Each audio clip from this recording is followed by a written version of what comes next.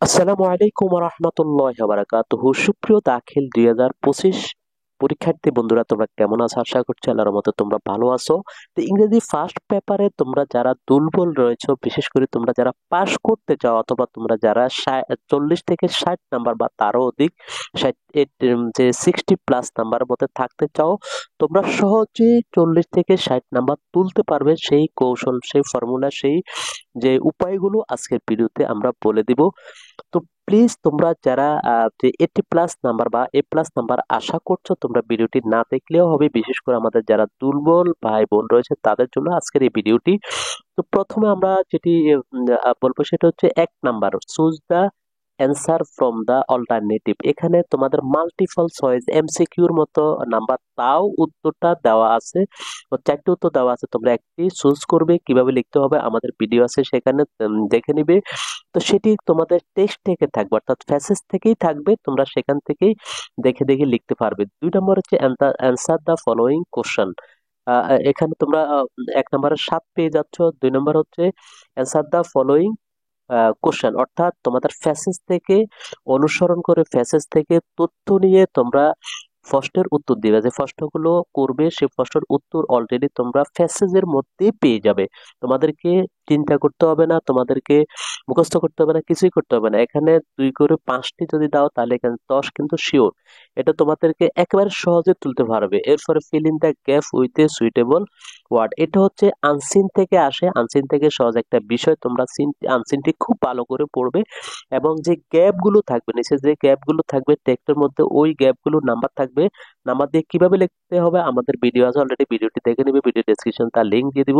তো তোমরা ওই গ্যাপটা সুইটেবল শব্দ, অর্থাৎ তোমাদের প্যাসেজ থেকে শব্দ নিয়েই মূলত তোমরা গ্যাপটি ফিল আপ করবে। এটিও খুবই সহজ। এরপরে complete the table from the text, অর্থাৎ এটিও তোমাদের টেক্সট থেকে, তোমাদের যে আনসিন যেটি দেওয়া হবে সেটি থেকে তোমরা সেটির উপর ভিত্তি করে, সেই ইনফরমেশনের উপর ভিত্তি করে তোমরা এখানে টেবিলে যে হিংস দেওয়া থাকবে, যেমন রোমান সংখ্যা 1 নম্বর 2 নম্বর এভাবে হিংস দেওয়া থাকবে। 1 নম্বরে কি হবে, হিংস দেওয়া থাকবে, সে আলোকে তোমরা একটু চিন্তা করলে সেটিও কিন্তু তোমরা লিখতে পারবে। যদি না পারো এটা কিন্তু তোমরা স্কিপ করতে পারো। এখানে 5 নাম্বার তোমরা দিতে পারো। সামারি খুবই সহজ, তোমাদের সামারি থাকবে ওই টেক্সটের আলোকে, অর্থাৎ যে আনসিনটি দিবে ও আনসিন বিষয়ের উপর ভিত্তি করে তোমরা যে সামারিটি মানে সারমর্ম, ওই টেক্সটের মধ্যে যে সারমর্ম কি বুঝাইতে চেয়েছেন তোমরা 5টি বাক্যে কমপক্ষে তিন ভাগের 1 ভাগ তোমাদেরকে লিখতে হবে।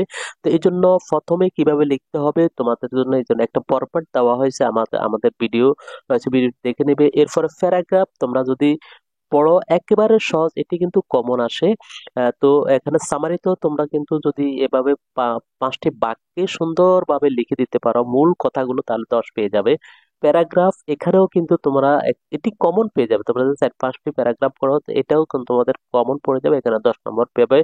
ইমেল আরো সহজ, ইমেল আরো সহজ, যেটা আমরা সচরাচর করে থাকি, মোবাইল দিয়ে করে থাকি, অথবা আমরা যে জিমেল, ইমেল এগুলো আমরা করে থাকি, খুবই সহজ। আমরা এ নিয়ে ভিডিও দিব, তোমরা চাইলে আমাদেরকে কমেন্ট করবে, একেবারে সহজে তোমরা 10 নাম্বার এখানে পেয়ে যাবে। ডায়লগ আরো সহজ, যেহেতু ডায়লগটা দুই বন্ধুর মাঝে, তুমি এবং তুমি এবং তোমার বন্ধু, তুমি তোমার বন্ধুর মাঝে কথোপকথন করবে একটি বিষয়ের উপরে।